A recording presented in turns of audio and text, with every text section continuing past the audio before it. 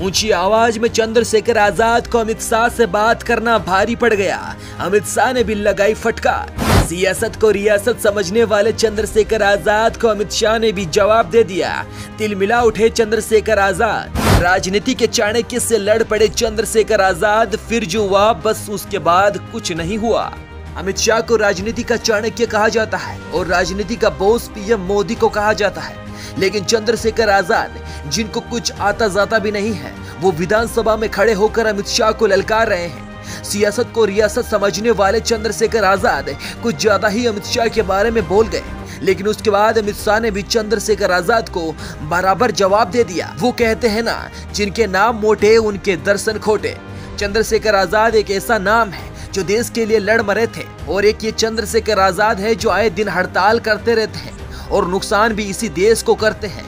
चंद्रशेखर आजाद को जब अमित शाह ने ललकारा तो विपक्ष भी खड़ा हो गया, लेकिन राजनीति के चाणक्य की अपेक्षा किसी से डरने वाले नहीं हैं। विधानसभा में कुछ ऐसी ही बयानबाजी चली जिसको सुनेंगे तो आप सभी लोग यही कहेंगे कि चंद्रशेखर आजाद भी किसी से उलझ गए। वीडियो को पूरा एंड तक देखना। आप सभी लोगों को किसकी बात सही लगती है, आपका कमेंट्स हमारे लिए बहुत मायने रखता है, इसलिए कमेंट कर जरूर बताएं और वीडियो को लाइक, चैनल को सब्सक्राइब जरूर कर दें। देखिए विधानसभा का वो वीडियो। कानून व्यवस्था आपकी सब कुछ है आपके पास, फिर भी जो है महिलाओं पर रेप नहीं रोक पा रहे हो, हत्या नहीं रोक पा रहे हो। सुनो भाई, मैंने ध्यान से आपको सुना है, सुनिए जरा। No don't please. जिस दिन अम्बेडकरवादी गुस्सा हो जाएगा वो फिर इस सरकार को जो 24 में आ गई है, वो आने वाले चुनाव में ऐसा सबक सिखाएगा कि दोबारा पलट कर नहीं देख पाओगे। तो मैं मेरे दाएं तरफ जो साथी बैठे उनको बुरा लगेगा। कर्नाटक में 14,732 करोड़ रुपए इन्होंने दूसरी योजना में लगा दिए, और मध्य प्रदेश में आपने 95 करोड़ रुपए जो है दूसरे बजट में लगा दिए। हमारा जो मिलता है उसको तो मत छीनो भाई। एमएसपी की लीगल गारंटी कोई बात नहीं हुई है। किसानों को जो 6,000 रुपए मिलते हैं उसको बढ़ा के 12,000 रुपए करना चाहिए, और फसल बीमा जो है उसका सारा प्रीमियम सरकार भरे, किसानों पे बोझ ना लगे। रिजर्वेशन प्रमोशन में लागू नहीं किया गया, पुरानी पेंशन को बहाल नहीं किया गया, इस पर चर्चा नहीं हुई। देश में मनरेगा समय न्यूनतम मजदूरी की दर 700 रुपए होनी चाहिए। समान काम समान वेतन पॉलिसी लागू होनी चाहिए। जो रसोई की चिंता करते हुए 500 रुपए प्रति सिलेंडर से ज्यादा के दाम नहीं होने चाहिए, जो महिलाओं को राहत मिल सके। बिजली के दामों में भी कमी होनी चाहिए। बेरोजगार युवाओं को 5,000 रुपए भत्ता मिलना चाहिए, जो बेरोजगार युवा जो है अपनी पढ़ाई या अपना खर्चा उठा सके। मैं अपने क्षेत्र के विषय में महोदय आपसे कहना चाहता हूं कि पश्चिम यूपी में नगीना में एक एम्स बनना चाहिए, एक IIT बननी चाहिए, एक IIM बनना चाहिए। नगीना लोकसभा में उद्योग धंधे लगने चाहिए। नगीना की कताई मिल जो है उसको पुनः शुरू कराना चाहिए। RRTC जो योजना है सरकार की, उसको मेरठ से आगे बढ़ाकर मुजफ्फरनगर, सहारनपुर से नजीबाबाद नगीना होते हुए उसको नगीना तक ले जाना चाहिए। साथ साथ नजीबाबाद से मुंबई के लिए एक ट्रेन चलनी चाहिए, और नगीना, श्योरा, किरतपुर में रेलवे के ओवरब्रिज बनने चाहिए। सभापति महोदय, सामाजिक न्याय मंत्रालय को 13,000 करोड़ रुपए दिए गए, और जनजाति कार्य मंत्रालय को 13,000 करोड़ रुपए दिए, कुल 26,000 करोड़ रुपए, जो कुल बजट 48.20 लाख का लगभग 0.54% है। जबकि हमारी संख्या 25% से ज्यादा SC/ST की और बहुजन समाज की मिलाओगे तो 85% से ज्यादा है। और हमारे विकास के लिए सरकार 1% बजट 1% पैसा खर्च कर रही है, जो मिलना हमें चाहिए, जबकि मिलना हमें 25% चाहिए। ये ऊंट के मुंह में जीरे के समान है, कहावत हमने बहुत दिन सुनी थी। पिछले लंबे समय से हमारे साथ धोखा हो रहा है, लेकिन अब ये नहीं चलेगा। चंद लोगों की तराजू से देश के संसाधन नहीं बटेंगे। इस देश का बहुजन समाज बर्दाश्त नहीं करेगा। संसाधन का बंटवारा संख्या के आधार पे होगा।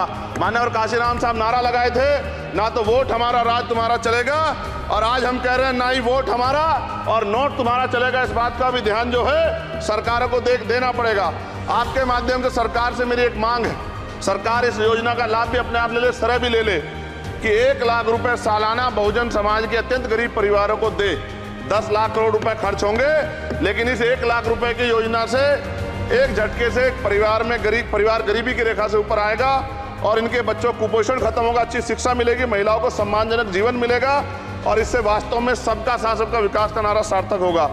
अगर प्रश्न ये होगा कहाँ से आएगा, तो उसका जवाब ये है कि जब अमीरों का 16 लाख करोड़ रुपए माफ हो सकता है, कॉर्पोरेट टैक्स का घटाकर लाखों करोड़ रुपए का चूना सरकारी खजाने को लगाया जा सकता है, पेट्रोल डीजल के दाम 10 गुना एक्साइज ड्यूटी बढ़ाई जा सकती है, तो गरीबों को सरकार पैसा क्यों नहीं दे सकती।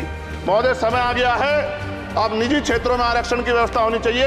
SC/ST OBC को निजी क्षेत्रों में आरक्षण मिलना चाहिए। और मेरी आपसे ये भी मांग है क्योंकि अब समय की मांग है और देश तेजी से आगे बढ़ रहा है, तो मैं कहूँगा कि सरकार का जो सबका साथ सबका विकास का नारा लगभग वो असत्य महसूस होता है, क्योंकि अल्पसंख्यकों में मुसलमानों, जैनों, सिखों, बुद्धिस्टों के लिए कुछ दिख नहीं रहा, उनकी कल्याण कोई योजना नहीं है। मदरसों को जो बजट मिलता था वो कम कर दिया गया है। आर्थिक तंगी से लोग मर रहे हैं। इंटर्नशिप की बात हुई है, परमानेंट रोजगार नहीं है। और दिल्ली में क्या हुआ बच्चों के साथ कल?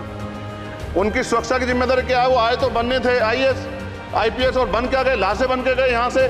कोई ध्यान नहीं दे रहा है, किसी की नजर नहीं है। साथ साथ मैं आपसे ये भी आग्रह करूंगा कि हम ग्रामीण क्षेत्रों से आए लोग देश से बड़ा प्रेम करते हैं और हम ये महसूस करते हैं कि सरकारें हमें सुनेंगी, सरकारें हमारे बारे में सोचेंगी। लेकिन ऐसा महसूस हो जाता है आज़ादी के 75 साल बाद, और जिसको अमृत काल कहा जा रहा है, आज भी SC, ST, OBC के लोगों पर अत्याचार हो रहा है। अभी 2 दिन पहले गोली से उड़ा दिया गया गाजियाबाद में, और राजस्थान में गर्दन काट दी गई। ये घटनाएं देख कर डर लगता है, घर से निकलते हुए भी कि आने घर वापस लौटेंगे नहीं लौटेंगे। तो मेरा सरकार से आग्रह है, अगर आज़ादी के 75 साल बाद भी हमारी हत्या हो रही है, तो हमारी माँ को भी दर्द हुआ होगा जब उसने हमें पैदा किया होगा। हमारी बहनों को भी हमारे खोने का दर्द होता होगा।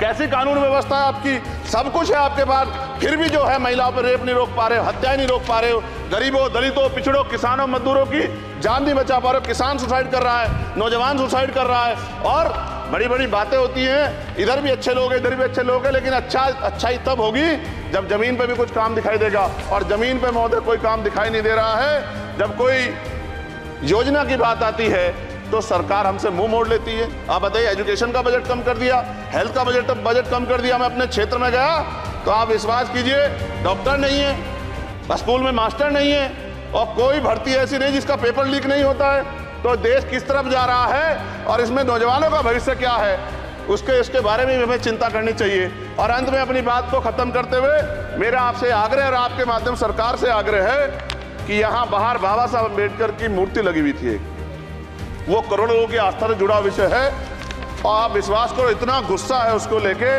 मेरी आपके माध्यम से मैं हाथ जोड़ता नहीं हूँ, लेकिन मैं हाथ जोड़ के आपसे आग्रह कर रहा हूँ कि प्रधानमंत्री जी सरकार से हमारी आग्रह कि वो अम्बेडकर वादियों के सम्मान का ध्यान रखते हुए, उनके जो है दिल की पीड़ा को समझते हुए, दर्द का ध्यान रखते हुए उस मूर्ति को पुनः स्थापित करा दीजिए। अगर इसमें कोई राजनीतिक कारण अलग बात है, लेकिन मैं कंक्लूड कर रहा हूँ। मगर मैं आपसे कहना चाहता हूँ, इसमें बहुत गुस्सा है। जिस दिन अम्बेडकरवादी गुस्सा हो जाएगा, वो फिर इस सरकार को जो 24 में आ गई है, वो आने वाले चुनाव में ऐसा सबक सिखाएगा कि दोबारा पलट के नहीं देख पाओगे। तो मैं आपका धन्यवाद करता हूं, और मुझे विश्वास है कि सरकार मेरी बातों पे गौर करेगी और गरीबों के बारे में सरकार सोचेगी, गरीबों को आगे बढ़ने के अवसर प्रदान होंगे। सुनो भाई, मैंने ध्यान से आपको सुना है, सुनिए जरा।